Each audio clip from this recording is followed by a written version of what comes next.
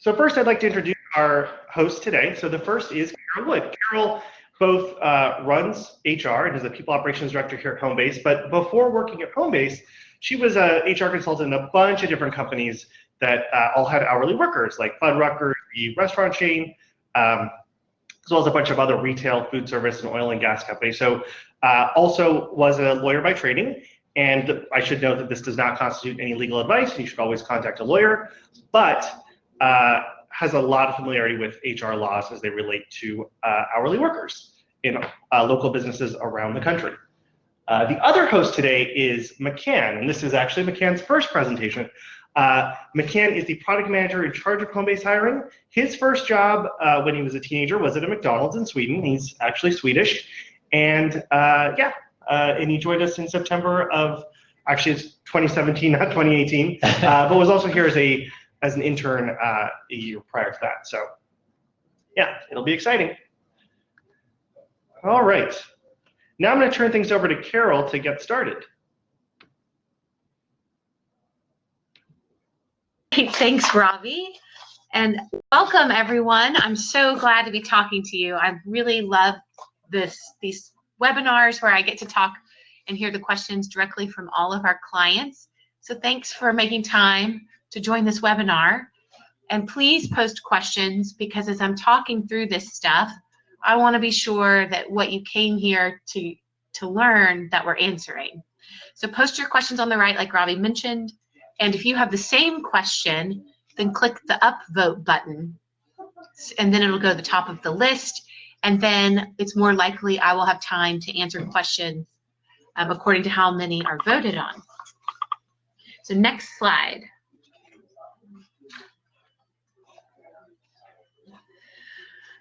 So we're going to talk about hiring, but before we get into hiring, I want to spend just a few minutes talking about employee retention. I know that it's easy to say, don't keep your employees because it's easier than finding new ones. It's easier said than done, especially when you're managing hourly employees. The average hourly employee across all industries stays in their job for about 300 days. And in restaurant and retail, as you know, the number of days an employee stays only goes down from there. But there actually are two really interesting tactics that make a significant impact on retention. And both of these, I didn't realize the impact that they made until recently. So I hope this is also informative for you. So next slide. And actually, the number one way to reduce turnover is to offer predictable schedules. So when I recently studied this at Homebase, we surveyed current employees and job seekers, and I was shocked at the impact that predictable schedules had. So with current employees, we saw a turnover drop as much as 25% when a schedule was published 7 days in advance compared to 1 or 2 days in advance. So when you went from a 1 or 2 day publishing time to a 7-day publishing time, the turnover dropped by 25%.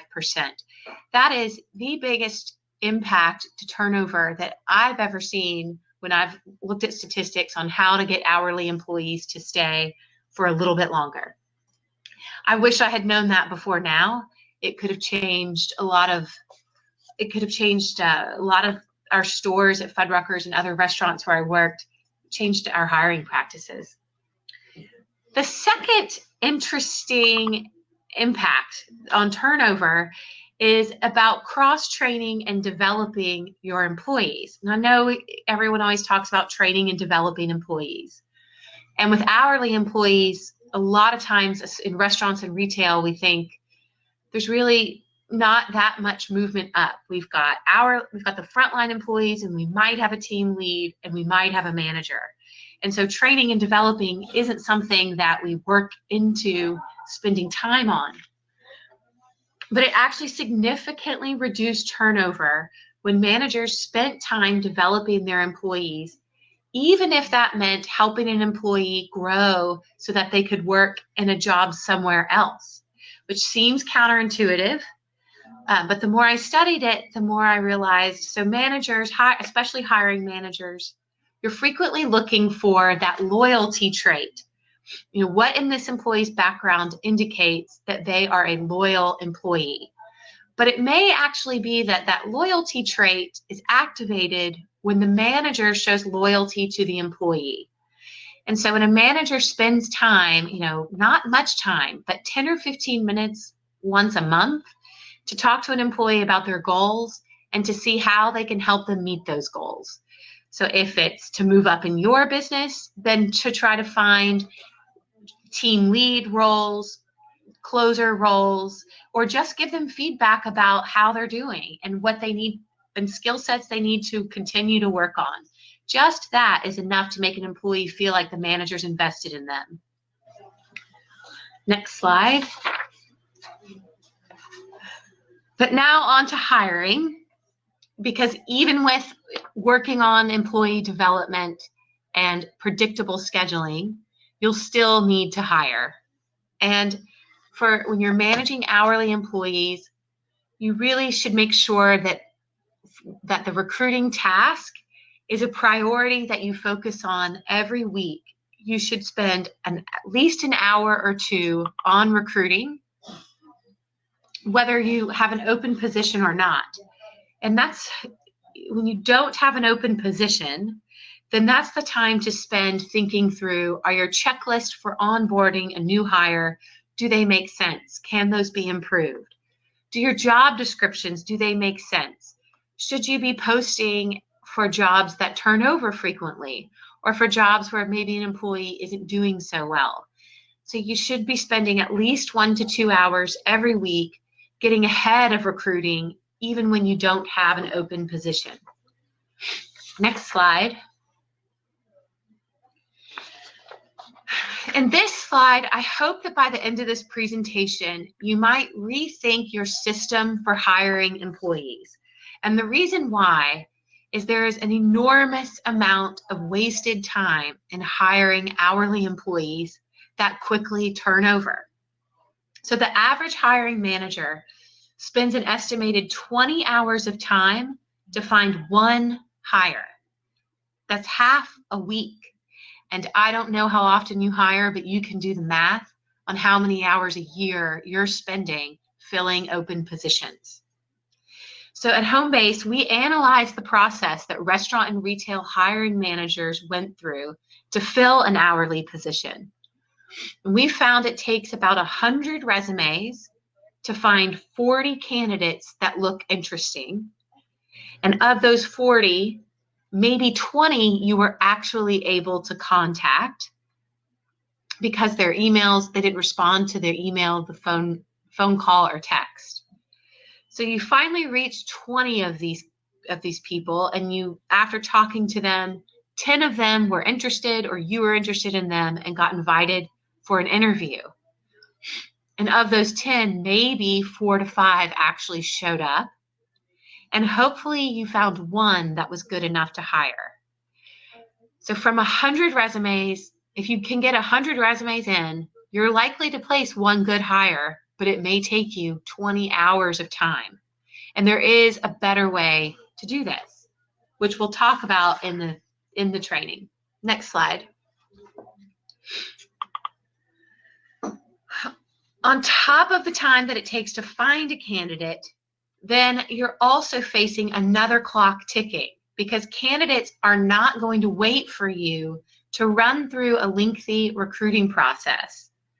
So in Houston, there's about 650 job posts a day for hourly positions. In LA, that number is as much as 800 or more a day. If your application process is too lengthy or time consuming, many applicants are simply going to move on to the other 799 jobs that were posted that day that they want to apply to. So you really have to cut your process down, because if you're getting a resume in on Monday and it takes you until the following Monday to even get them in for an interview, that candidate has likely already walked in and interviewed for other jobs. at other places. Next slide. So we're going to talk about how you can cut that process down shortly. But before we get to that, you also want to think about how hiring in a competitive job market. So you've got them racing against a clock, and you may be struggling to find candidates that meet your minimum requirements. So here's a few tips about how you may be able to find a diamond in the rough when you're struggling to find a candidate that meets your requirements. The most common frustration from hiring managers is how hard it is to find quality employees. So one way that I might encourage you to broaden your scope is actually on the English language requirement. Now, I hope I'm not losing those of you that, or maybe even most of you, that can only speak English. There really are positions, back of the house positions, or positions that don't interact with your customers, where even though you as the manager may not speak their language, you can definitely get by. And these employees, just because they can't speak English, you can find loyal, hardworking, smart, driven employees. And it really could be a red herring that you were looking for this English requirement, and you'll find it could be easy to work around. One of our merchants in Houston, they run a cafe. The manager speaks only English, can't really speak any other language, but he gets by through Google Translate. He uses other employees that are bilingual to help him translate. And he also pointed out that most everything in the back of the house has a label on it that is in Spanish. So that helps you with Spanish-speaking only employees. He said he can almost train even without help just by pointing to different signs and getting by. Another creative way to open up your requirements is, let's see, if you're posting with an introductory rate, and then you bump that rate up after the employee proves that they're a good employee, I really encourage you to rethink that. So if you're posting with that introductory rate, you're saving yourself $1 an hour, maybe over a month or two, to test out an employee. But if you're not finding good candidates, if you upped your rate to what you already know you're going to pay them if they are a good employee, you may as well just pay that up front, get in a better candidate, and then if they don't work out, part ways. You would need to part ways whether you paid them the $1 more or less anyway. So open up who's applying to your position by rethinking introductory wage rates. That is something that I really think is a mistake if you're not getting good candidates. And I see someone comment, we don't have a dedicated hiring manager, we have a small business. When I say hiring manager, I don't mean a recruiter. I mean the manager that is doing the hiring, or the owner of the business that is doing the hiring. So whoever has the job that's working on filling it. And then a few other things to consider. So you may need to post your job multiple times. On Craigslist, one posting on average generates 25 applicants. And we talked about that numbers funnel. You really need 100 applicants to make sure you can fill the position. So that means you may need to post 4 times to get enough applicants in. And one last really interesting piece to help you in recruiting. So I talked earlier about how we're looking for that loyalty trait, but that may only get activated when the manager is loyal, and not something that you can actually filter for in hiring. And this may really help you to find better candidates, because one of the things that understandably we all look for when hiring someone is that they didn't job hop. That seems common sense, foolproof criteria that you should use in hiring. But Evolve did a study on this. They looked at 1,000 different job applicants and candidates that became employees. and they found no correlation to job hopping and future loyalty on the job. And at first I thought that was shocking, but the more I thought about it, job hopping may really not likely be some type of ingrained character trait. It has to do with something about circumstances, managers, other factors. So that may not be worth filtering for. You may be filtering out great candidates. Next slide.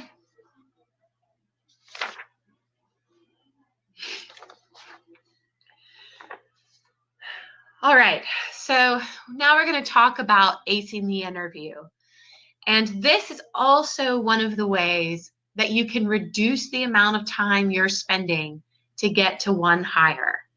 So when we talk about interviewing, I want to talk about it from a shift in how you're currently going through your process.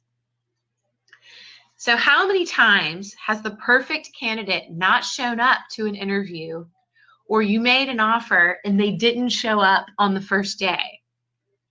So like we talked about, when you're recruiting hourly employees, they need a job that day. So if you are spending days filtering resumes, reaching out to candidates, calling them in for interviews, and then interviewing, you've lost a lot of days where that candidate may be on other interviews and closer to closing another job. So you're wasting hours looking at candidates that are no longer going to be available. So I encourage you to follow a different practice that I've seen many restaurant owners implement. Instead of posting a job in receiving resumes, they simply give a time and place for the candidate to show up in person for an interview. No resume screen, no phone screen, no interview scheduling.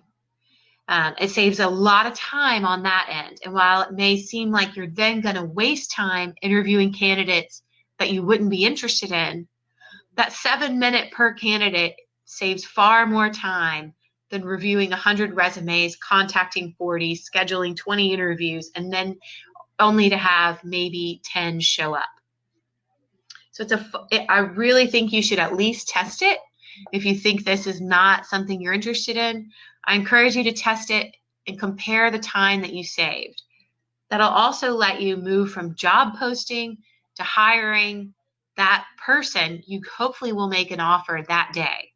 But like we talked about, you may need to post 4 times to get in enough applicants. So that would also apply to this method, where you would post 4 times, 4 different times for applicants to come in and interview.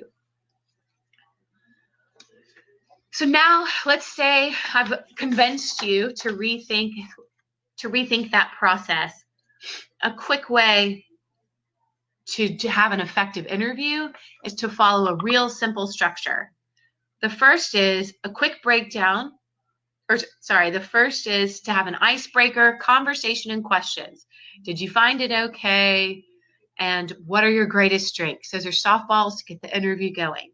Then you want to talk about scheduling requirements, then questions about their skill sets, your minimum requirements, and last, a few behavioral questions and walk them out the door. If you know immediately that the candidate isn't a fit, ask a few questions as a courtesy and then walk them out the door. And be sure to check out Homebase's hiring guide, which has behavioral interview questions and advice on what you should and shouldn't ask to help you avoid any sticky legal situations. All right, so now the current slide that you're looking at. So even though the market's competitive, don't compromise on the basics. So I talked about ways to shorten your time and cast your nets wider to get in more applicants. But still, if you have minimum requirements that you have to stick to, I don't like to bend. You never want to bend your minimum requirements because you really liked a candidate. That's when you end up making a poor hiring decision. So if you're going to adjust your minimum requirements, you need to adjust it across the board and not just because you met someone and really liked them. And then but at the same time, set realistic expectations. If you can't find someone with your minimum requirements, you may need to reset it. And You also want to get these employees excited to work for you. A lot of managers think that it is the candidate's job to convince them. But with 650 to 800 job postings a day, you really want to rethink you selling them on the job. Next slide.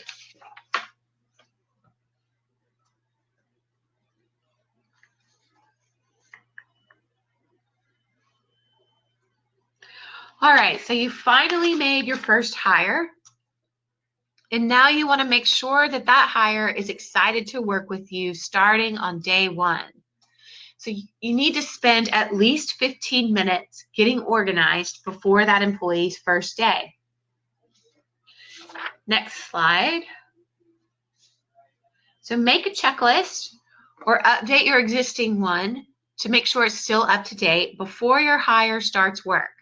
For hourly positions, it is really common that the employee shows up and we really weren't prepared because we have a million other things to attend to, and the employee could end up sitting there filling out paperwork for quite some time. But it only takes a little bit of planning to get organized, not a lot of time for a whole lot of impact. Second thing you want to do is take a minute to talk to the employee about your expectations and workplace values. And I know that's something you've probably heard a million times, but the reason this is important is because it lets the employee know that you find that role important, and that gives them pride in doing a job well done. So a lot of people talk about we want to find a hard worker, we want to find someone that cares about their work. This is how you encourage that.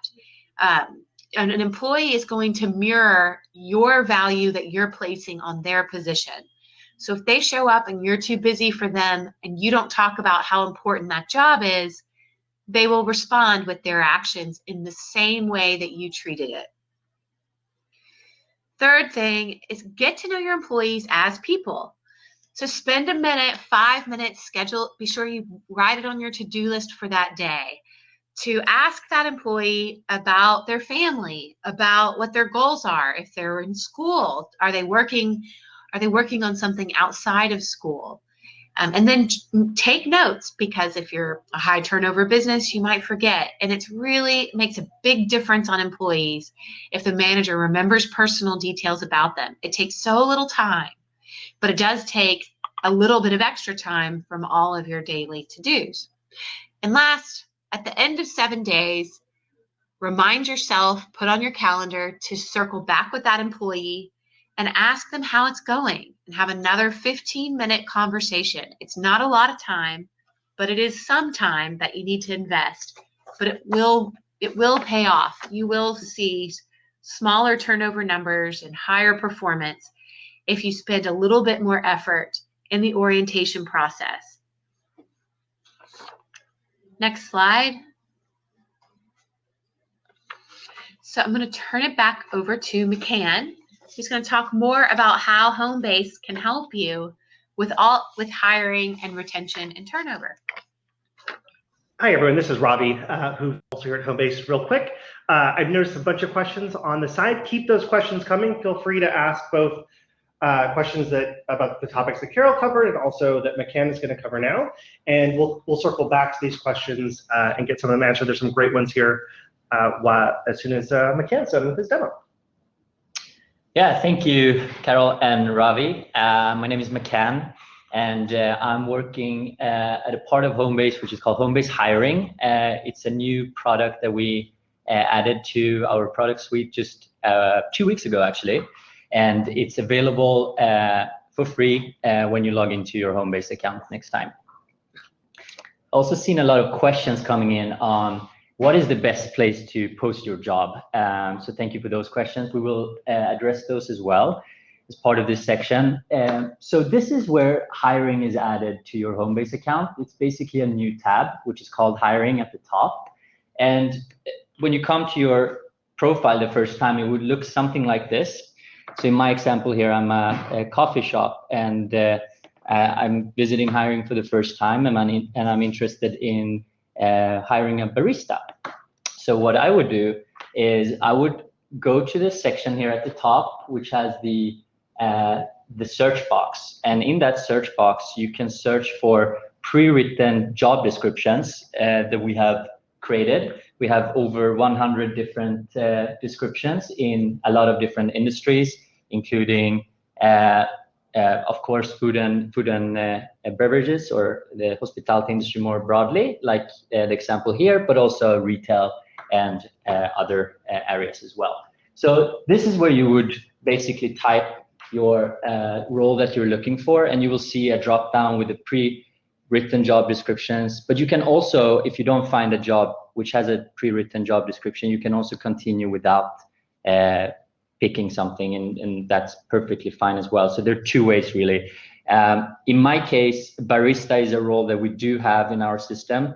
So when I click continue here, this is what I see. So as you see on the right-hand side, we're able to use some information that we have about your company, as well as the role that you're hiring for. So in this case, a barista, and populate the job description with a first draft just to save some time.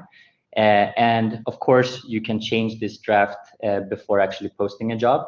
And on the left-hand side, you have the ability to put a wage rate, which we recommend, that normally attracts more applicants, as well as the shifts you want them to work at.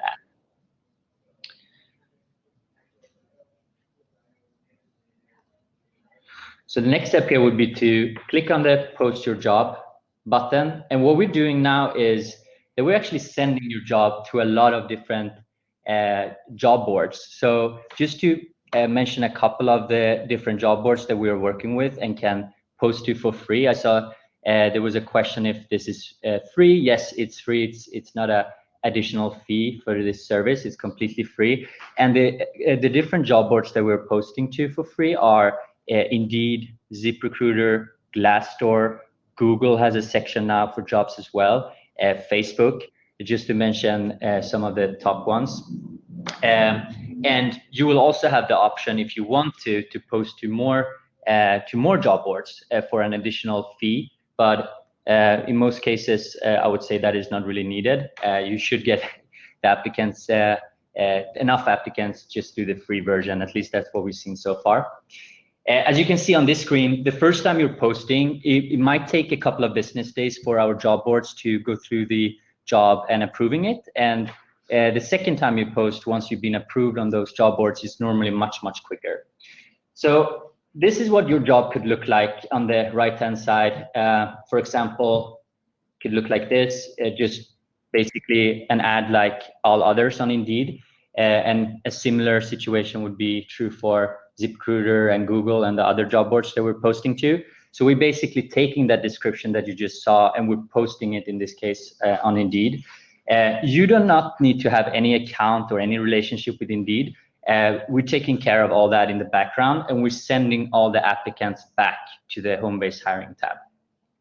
So now I posted my first job a couple of minutes ago. And as you can see here, that job has been added to my hiring dashboard. But there are, of course, 0 applicants now because we just posted this job. And this is when we really recommend you to look at the manage section of this job, because there are a lot of other ways you can get applicants as well, just actually leveraging on your own network. So a lot of merchants have been using post to share on Facebook, and this would be sharing it to your friends and family that you have on Facebook, or followers to your business. And the same thing would be true on LinkedIn, Twitter. And you can also just copy the link to that specific job.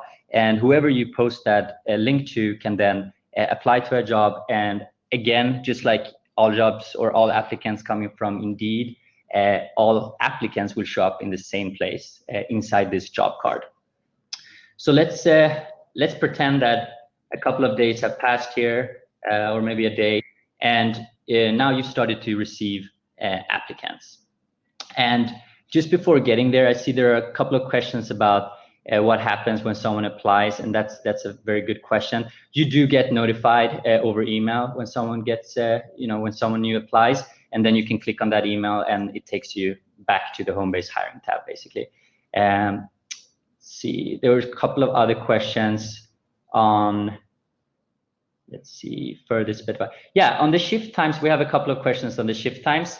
it's actually good timing because we're changing the shift layout a little bit to increase the flexibility. So very soon you will be able to add whatever hours you're interested in instead of just the predetermined that you saw in the demo just now. So that's actually something we're updating. So thanks for that input.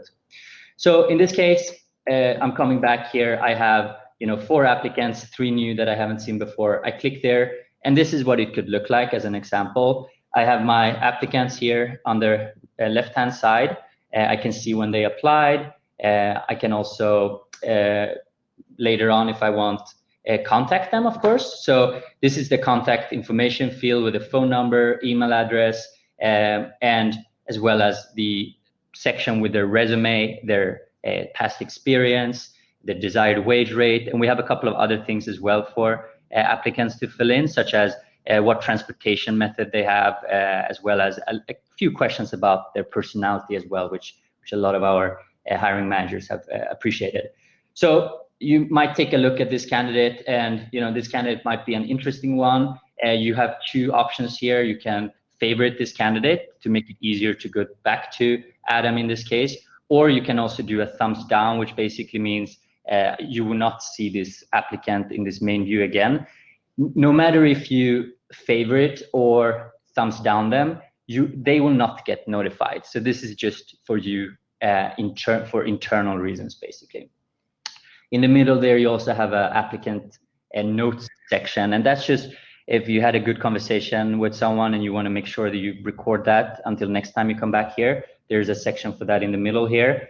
Again, those notes are of course not shared with the applicant. It's just for internal purposes. The next step would be to schedule an interview, and hopefully that interview goes well, in which case you can now mark the applicant as hired. And this is where one of my favorite things happen, which is just the ease of moving someone as an applicant into your team. So this is basically what you do. You click mark hired, and Homebase asks you if you're sure you want to do this. Yes, of course. Adam is a great person here, so I want to move him to hired. And now Adam is part of my team, just like anyone else, and I'm able to send my schedule to Adam and everything else basically that all your teams are doing. So I will actually stop there in terms of the demo itself and just attend to some of the questions here. So let's look at some of the top ones. So Jordan asks, you mentioned we can sort applicants by traits. Can we choose the traits? Right now, there's not a way to choose those traits, but it is something that we're looking into, making it easier to sort your applicants in smarter ways. So Jordan, I would love to potentially talk more to you and see what traits would be interested for you after this conversation. So I will follow up with you over email. And then Rachel asked, does anyone with manager access get the email when there's a new applicant, or just the owner of the account? Yeah, that's actually something you can choose in the settings section of Homebase. I don't have a slide on it here, but basically if you go to the settings portion, there's a new section now called hiring that will let you enable or disable hiring for the entire team. You can also, in a different part of the settings, which is called, I think, team permissions, there you can also choose, if your managers or general managers should be able to see this feature, or if you want to keep it just for the owner. So that's possible as well. And Courtney, it looks like you have a question about some features that you don't think are working the way they should. So we'll follow up with you after the webinar. I'll hand over the contact information to McGann, who is the person in charge of that, and make sure it all works exactly as you expect. Yeah, and we love feedback. So Courtney, we would love to hear your input there, and anyone else who has any other input or questions or suggestions, like Jordan's suggestion there. Obviously, this is our most recent product. As I mentioned, we launched it 2 weeks ago, and I think one of the reasons why other parts of Homebase has been growing very quickly is thanks to all the input and feedback that we received from you guys. So keep it coming. We're really excited to hear it, and Courtney, we hope we can work together to address your issues as well. Cool. And I'm going to jump in here. This is Robbie again, real quick, and talk to you a little about some of the businesses that are already using Homebase hiring. We have a few that have been testing it with us for a while now and been able to help us refine the product and get to where it is today. One of our favorites is Dak and Bop here in Houston, and I won't read the quote for you, but she did mention that now, of all the hiring sites that she uses, Homebase Hiring is by far the best for her. All the applications are in one place, plus you only have to submit a job once. Really saves time, both on sorting candidates, but also sourcing those candidates. Likewise, Dean, who runs potentially 2 or 3 locations of a juice bar in Chicago, he's been thrilled with an additional set of talent. So he's still submitting or still sharing open jobs on his own network, but now he's got a whole new place to get more qualified applicants as well. And of course, references how it's free, which we're really happy about. And same with Natasha, who is a manager at a boutique here called The Lean. And she mentioned that she was able to find a new manager who surpassed her expectations very quickly. And the interesting note about, I think, all of these they're all pretty competitive labor markets. And so we're thrilled that we've been able to help these businesses save a little bit of extra time. And all these businesses use the free posting. So it was not a paid one. It's all from the free version that you just saw. And now, you don't have to worry about copying this link. I just want to let you all know that a lot of the topics that Carol mentioned come from a hiring guide we put together. It's much, much longer and in-depth, and Carol just touched on really the highlights of it. You will get an email after this webinar with a link, this bit.ly link, where you can download the PDF of the hiring guide. Not only does it include all the information that Carol mentioned about how to pick candidates and best practices around hiring, but also a lot of customizable templates. So there's a reference checklist, for example. There's questions you can and can't ask during an interview, different information about protected classes, onboarding template that will help you make sure that your new hires get up to speed quickly. Ton of information is available there. Of course, Carol's about to jump in and answer some questions, as is McCann. One last thing is if you want to learn more about Homebase Hiring, the actual product, again, you will get this link in an email. But if you go there, you'll see it's on our website, all the information you need about how to get started with Homebase Hiring. And yeah, I'm going to turn it over to both McCann and Carol again to answer some questions. Okay, thanks, Ravi. All right, this is Carol again, and I'm going to start with Lauren's question. It got 8 votes and is the most voted on question. So it's not about hiring, but looks like everyone would love an answer about firing. So her question says, if a new employee isn't a good fit, how can you part ways in a fairly easy manner with minimal repercussions for our business or the employee? Do I need to be upfront about a trial period?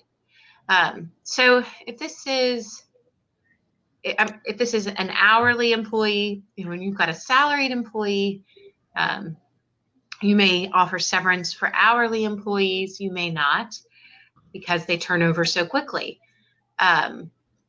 So the first thing I always start with on this question about firing, there's 3 pieces to check off your list. The first is, if an employee is not working out, have you sat down with that employee?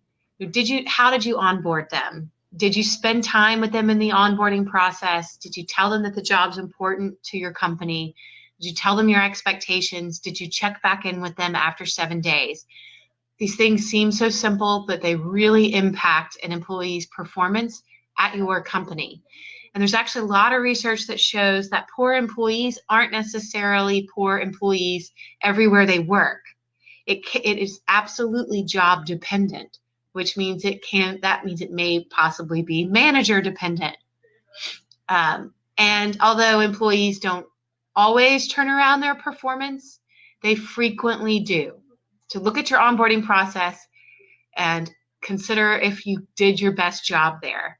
Then look at the feedback you've given them since. So have you sat down with the employee and said, here's what's going well, but here's what I need you to do different next week, and be real clear about your expectations. And then that next week, let them know if they're hitting it or not. Then the third thing, so we talked about onboarding, having the courtesy to have a conversation with clear requirements. And if it's still not going well, now put it into writing and then term. Termination is a process. Usually, especially with hourly employees, we don't have time to wait, but it is a process. And I encourage you to take the time to go through it, and that will also help to protect you from a lawsuit. And then the question about a trial period, it's great to tell employees that you are really going to be evaluating their performance in that first 30 days, 90 days, whatever it is. But on the other hand, you spend a lot of time hiring and training that employee. So don't let that excuse you from your end of the bargain and working with that employee to get them to perform. And once you do those things over time, it becomes a habit. And it'll be interesting if you'll look back and see a difference in performance of your employees if you focus a little bit more on those things. Okay. Next question. So let's see. The best site to advertise jobs. I hope now everyone sees the clear answer is Homebase. Heather asked a question here for McCann. How can I choose a role that isn't listed in the pre-written roles? Yes. So actually, can I go back in the slides? Is that possible? Yes, sure. Okay, while we see if we can go back in the slides, basically in that search box, as you're typing something, you will see a drop down, but you will also see something saying create a custom role, I think. Let's see if we can get to that slide.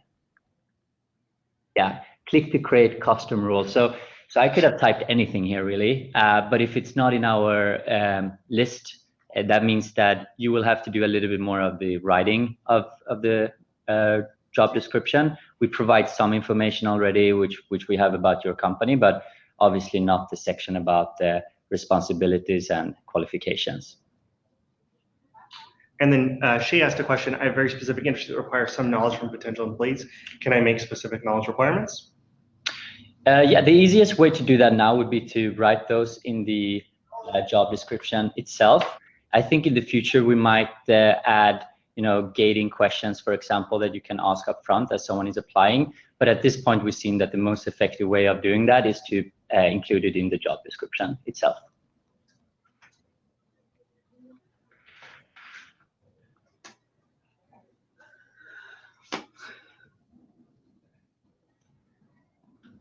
Okay, so there's one from Shay that says, what about states like California that are Atwill states? The question, it's not a simple question about Atwill states. So if you've just hired an employee, it should be legally easier to terminate them because even though it's Atwill, you still have to prove that it wasn't you didn't fire them because of discrimination. So that's easier to show if you just hired them than you're not discriminating if you just hired them. The longer period of time an employee's employed with you, the more they could say, well, they fired me for performance, but really it's because of my national origin. And to prove that, employees were frequently making derogatory jokes about people from my national origin and the manager did nothing. So that's an example of spending time with an employee, coaching them through the process, and then documenting it if it's still not working out will help to defend you should you get a lawsuit. But you'd want to talk to a lawyer that's not legal advice.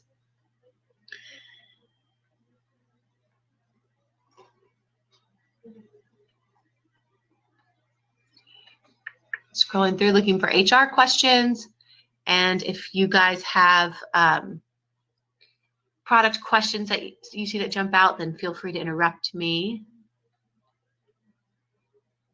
Question, Carol, about if there is a no-show, is there any point in following up with a no-show? Good question. Yes, no call, no shows. They are frustrating. So no, my process, and of course you want to look at your state and what your handbook says, because if it's a right to work state, then you've got to follow the different requirements. But in general, with no call, no shows, I wait until the next shift only in case there was a true emergency. But if an employee no call, no shows, that's grounds, in my opinion. You can let employees know you no call, no show, and don't bother coming back the next day. And if you do come back, there'd better be a really good reason that you just didn't show up for your shift. that is a serious, serious offense. What about applicants that do not show? If you have a scheduled interview and they do not show up, is there any point in reaching out to them? No, I don't reach out to applicants that don't show up for an interview, but I will give them another chance. I will let them reschedule because I just don't know who it was just a bad applicant and who really needed to reschedule. So I will give them that one chance, or give them one more chance, even though, you know, that it can come back to bite you. Let's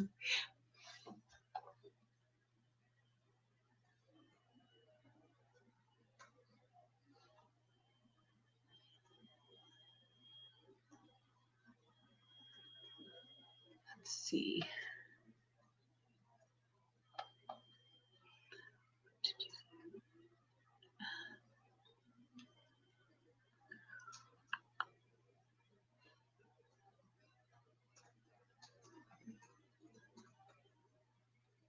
And I don't see any other HR questions. Questions about no-shows and whether applicants get notified about interviews when they're using Homebase hiring. And the answer is yes. We're sending messages, reminders 3 hours before the interview, as well as 24 hours before the interview. We've seen obviously there's a problem in the industry with a lot of no-shows in general. So we've actually communication very recently. It's just a couple of days old now. So in the future, we will actually send even more reminders to applicants, especially if we suspect that they did not receive the first email because they might not have opened it, or they haven't shown any type of activity. So those are the ways we're working on reducing the no-shows. Andy, just to reiterate, you asked a question if you get notified when someone applies via email and in Homebase, and the answer is yes, you will get an email for every applicant that comes in through Homebase hiring. Another question here is from Michelle. This is for the product as well. If it's a position that's very similar but the title of the job is different, can you copy and paste from one job description to the other if you're creating a custom job? Absolutely. That's definitely possible, and that's something we've seen people are doing.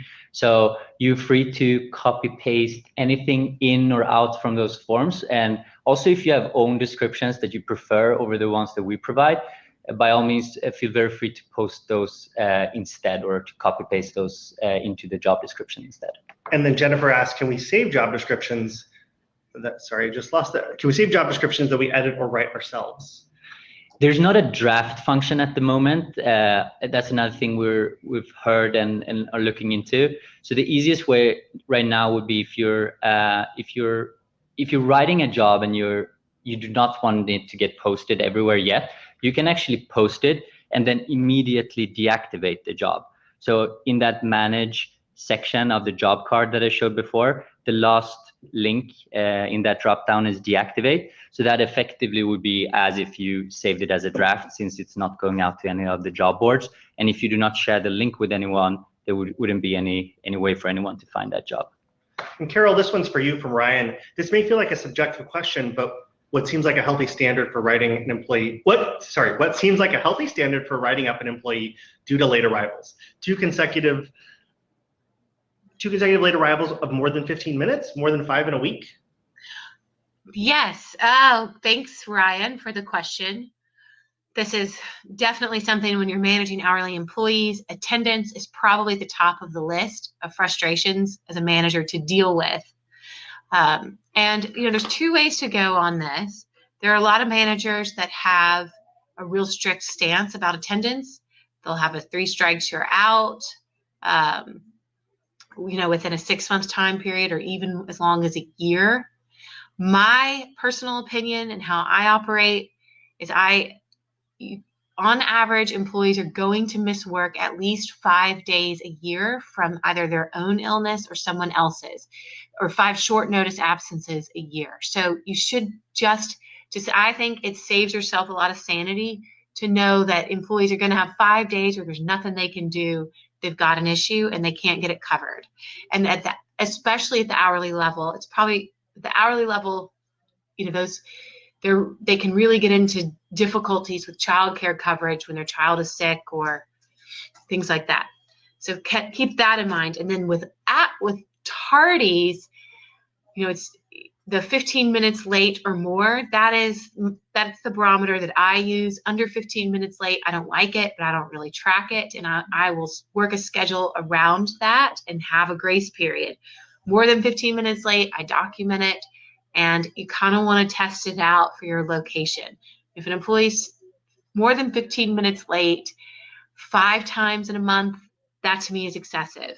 But I can't really tell you a bright line rule on that. It depends on how many employees you have, what the jobs are, and what turnover looks like. But I would set a limit, post it on the wall, and keep track of it. And last, this is where Homebase is one of those underused features. And I don't understand it, but we've got a graph that you can turn on, and it will tell employees how many times they've been late. And it actually does improve attendance. I don't know why, but there's been a lot of research to show that when an employee sees behaviors tracked and in a chart going from red to green, that they will work harder to get it into green. And what's even more awesome about this is instead of having to keep these spreadsheets, you can just look at your chart and see who has been late the most, who's been late the least, and how often were they late. And if for some reason it's not working because it's going back to a period of time that you don't want to track, you can reset that. So really look into that time tracking chart in Homebase. It'll make your lives so much easier. You can bonus off of it. You have big team meetings where you're saying, here's who's the worst, here's who is the best. And as managers of hourly employees, attendance is something you're going to have to constantly focus on. So I know that was a long answer, but attendance is a big one.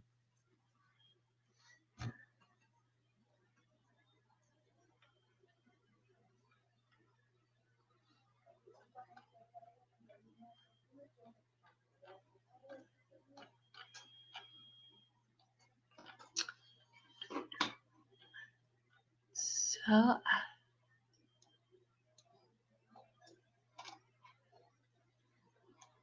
from Michelle asking, would you offer a different shift at that time if they are late for the same shift all the time? Absolutely, Michelle. More than likely, that employee is just always going to be late, but it very well could be that that particular time is just a challenge. And with hourly employees where, if they're a good employee, attendance may be something you want to work with. It is frustrating, but I would suggest trying a different shift. But before you do that, just say, hey, you're a great employee, but you're late all the time. I don't want this to be the reason we have to part ways. Would a later shift solve this issue? But then, for every good deed, you get punished. So are you going to have other employees that would have preferred the later shift? And will that just open up a can of worms? So that's where managing is always difficult and always an art and not a science. And if anyone else has, I would love to see some other managers post how they handle attendance and what's worked for them. And then Ryan asks, oh, okay, it looks like we responded to that. Where can we turn on the graph function? And it's in your account under the reports tab. I don't think you answered this question yet, but Cedric asked, what does the process look like when you're a startup with 11 new employees at once? No, poor Cedric, hiring 11 new employees at once. That's a lot of work. I think the things we talked about absolutely are impactful when you're hiring 11 employees. So posting to show up at a date and time and not really doing resume reviews ahead of that time. I think that's really helpful in cutting down time. And I noticed, I can't remember who, I think it was Octavia, said that they want all those filters in place to hire better employees. And I hear that, Octavia. I actually think you hire better employees by not having too many filters until you meet the employee, because that way you get to see a wider set of people. And so you're going to see the better employees. I don't want a really good employee to drop out of the process because my process took too long. I want to get everyone I can in the door and let me do the weeding out instead of the employee or the candidate do the weeding out. And so when you're hiring 11 people, have a job fair for a couple of hours where you post through Homebase, show up at this time and place. I saw someone post that they had scheduled 10 interviews and nobody show up. That to me was a waste of time. And so that's why the job posting online to just show up at a time and place because you're hiring is helpful. Also, when you have to hire that many employees, posting a wage rate will save you a lot of time. I know a lot of you may have hangups about posting a wage rate for different reasons, but I would compare those hangups against the time saving of automatically filtering for people that will work for you for that rate. It is really difficult when you ask employees to tell you what they want to make. At Homebase, we found employees would actually accept up to $2 to $3 less than they were telling us was their minimum wage rate. So the minimum wage rate employees are telling you is not accurate and very difficult to filter based off of. But you don't want to waste time on candidates that aren't going to work for your wage rate. So that's another time saver. And hopefully those few tips help. I think the hiring guide will also help you hire in mass scale. All right, I'm not sure if I'm seeing any other questions. If we missed one, feel free to submit. I mean, we're right at the 1 hour mark, so if there's any last questions, feel free. Otherwise, you're always welcome to contact, especially if it's a product-related question with Homebase hiring. Feel free to reach out to our support team. They're available at help@joinhomebase.com. They can answer questions. They can also relay any feedback you have about the product to McCann over here, who is the product manager. Likewise, if you have questions about HR-related stuff and you think that we could maybe do ideas for other topics that we should cover, please feel free to let us know there as well. Yeah, and I want to thank you again for some of the input that was added here in the question section. It's super helpful, and I want to let everyone know that we're reading all these and trying to do our best to incorporate the input as quickly as we can. Jennifer has one last question. It looks like I've received great candidates, but it seems that they are unaware of where we are located because they will apply, but post-discussion, they'll say that we're too far. How can we curb that? Jennifer, yeah, this is another reason why the resume review can be such a waste of time for candidates that are too far away. And keep in mind how, when you're looking at, I don't know what city you're in, but if your candidates are looking at hundreds of job postings a day, they're going to apply to everything they can apply to, and they're probably not going to research your business. So you got to expect a lot of that in your applicants. And that's just really my best answer is to just try to avoid going through a lot of resumes because of the nature of how hourly candidates apply to work. Try to route you more towards just asking them to show up at your business. But if you can't do that, you're in Greater Los Angeles. So yeah, so you're looking at serious competition for hourly employees' time on how much work and effort they're going to do to apply to your job, which is not much, which is why employees showing up to your location automatically filters out everyone that's not interested in working at your location. But then you're probably, a few other suggestions, you're probably already doing this, but posting in the job title, the neighborhood that you're in. So if it's, sales associate, your store name, and then in parentheses, the neighborhood, that might help.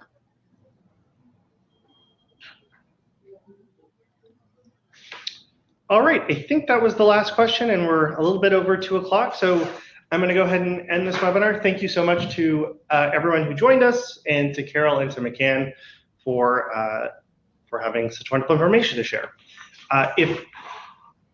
Hopefully this was useful.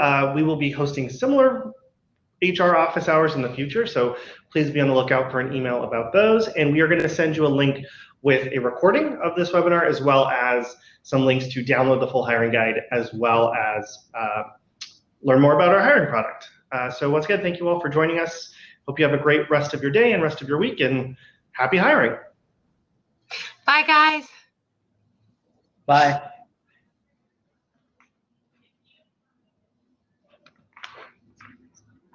you.